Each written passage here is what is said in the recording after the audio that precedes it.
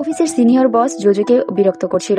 সে ভদ্র ভাষায় সেখানে উত্তর দিয়ে চলে আসছিল। তখনই অফিসের নতুন সিইও জোজোর হয়ে প্রতিবাদ জানায়। নতুন সিইও ইথেন আর জোজো তারা পুরনো হাই স্কুল ক্লাস ফ্রেন্ড ছিল, কিন্তু জোজো আর ইথেন একে অপরকে পছন্দ করত। বন্ধুত্ব ভেঙে যাওয়ার ভয়ে কেউই কাউকে বলতে পারেনি। হাই স্কুলের শেষের দিন জোজো ইথেনকে তার মনের কথা বলতে যাবে, তখনই তার সাথে অন্য একটা মেয়েকে দেখে ভুল বোঝে আর সেখান থেকে চলে আসে। তারপর পড়াশোনা করার জন্য সে জার্মানিতে চলে যায়।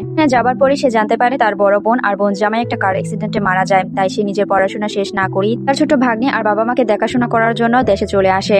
পর থেকে সে একটা মাল্টিন্যাশনাল কোম্পানিতে সেক্রেটারি হিসেবে জব করে।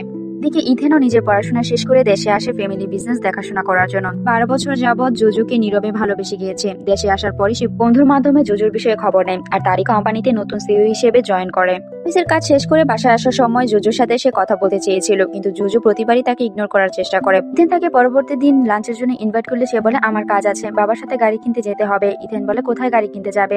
জোজো দোকানের নাম বলে ইথেন বলে ওটা তো আমারই ফ্যামিলির দোকান। ঠিক আছে, তোমার সাথে তাহলে কাল দোকানে দেখা হবে। ইথেন যখন জোজো গাড়ি কিনতে যায় তার বাবার সাথে, তখন ইথেন তাদের সাহায্য করে। ইথেনের সাহায্যে দ্রুত গাড়ি কেনা হয়ে যায়। গাড়ি কেনা শেষ করে যখন বাসায় ফিরছিল তখনই জোজোর কাছে অফিস থেকে একটা কল আসে, তাকে ইমিডিয়েটলি অফিসে যেতে হবে। ইথেন বলে আমি অফিসে যাব, তাহলে চলো আমি তোমাকে ড্রপ করে দিচ্ছি। জোজো বলে ঠিক আছে। তারপর গাড়িতে উঠে তারা পুরনো স্মৃতি নিয়ে কথা বলছিল। এক পর্যায়ে ইথেন বলে এখন তো লাঞ্চ সময়, অফিসের ক্যাফেটেরিয়াতে এখন আর কিছুই পাওয়া যাবে না, তুমি কিছু মনে না করলে আমরা বাইরে কোনো রেস্টুরেন্টে লাঞ্চ করতে পারি? জোজো বলে ঠিক আছে। তারপর তারা একটা রেস্টুরেন্টে যায় লাঞ্চ করার জন্য। তারা যখন গল্প করছিল তখন পাশে টেবিল থেকে একটা মেয়ে এসে ইথেনকে বলে আমি কি তোমার ফোন নাম্বার পেতে পারি? ইথেন জোজোকে দেখিয়ে বলে আমার গার্লফ্রেন্ড রাগ করবে। মেয়েটা চলে গেলে ইথেন বলে তুমি কিছু মনে করনি তো? সিঙ্গেল ছেলে বাচ্চার জন্য তোমার কাছে সাহায্য চাইলো, কোনো কিছুই জবাব দেয় না, শুধু ভাবতে থাকে সে কি কখনো রিলেশন করেনি নাকি তাদের ব্রেকআপ হয়ে গিয়েছে। রাতে যখন ইথেন আর জোজো তার পুরনো বন্ধুর সাথে গ্রুপে কথা বলছিল তখনই বন্ধু বলেন দেখো ইথেন, তোমার পুরনো গার্লফ্রেন্ড জোজো সম্পর্কে আবার নানা ধরনের রুমার ছড়াচ্ছে। ইথেন বলে আমার কোথা থেকে গার্লফ্রেন্ড এলো? তোরে বন্ধু বলে আরে সেই টিয়ান টিয়ান যার সাথে হাই স্কুলে তোমার প্রেমের গুঞ্জন ছিল।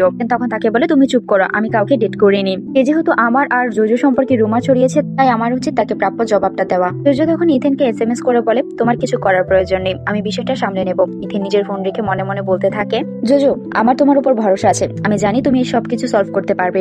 যে তার নামে অফিসে একটা কমপ্লেন করে। বিষয়টা অনেক গম্ভীর হয়ে যায়। অফিসের বস টিয়ান টিয়ানকে বলে ক্ষমাপত্র দেওয়ার জন্য। টিয়ান টিয়ান রাজি হয় না। তখন বস তাকে বলে হয় ক্ষমাপত্র দাও নয়তো সাসপেন্ড করে দেবো, তার জন্য আমি আমার অফিসের কোনো লস করতে পারবো না।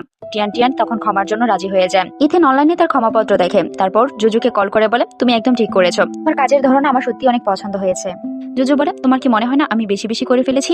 ইথেন বলে তুমি যা করেছো ভালোই করেছো, তোমার জায়গায় আমি হলে ঠিক এই কাজটাই করতাম। তারপর ইথেন তার ফোনটা রেখে দেয় আর মনে মনে ভাবতে থাকেন এবার আর আমি তোমাকে হারাতে পারবো না, যাই হয়ে যাক না কেন সবকিছুতে আমি তোমার পাশে থাকবো।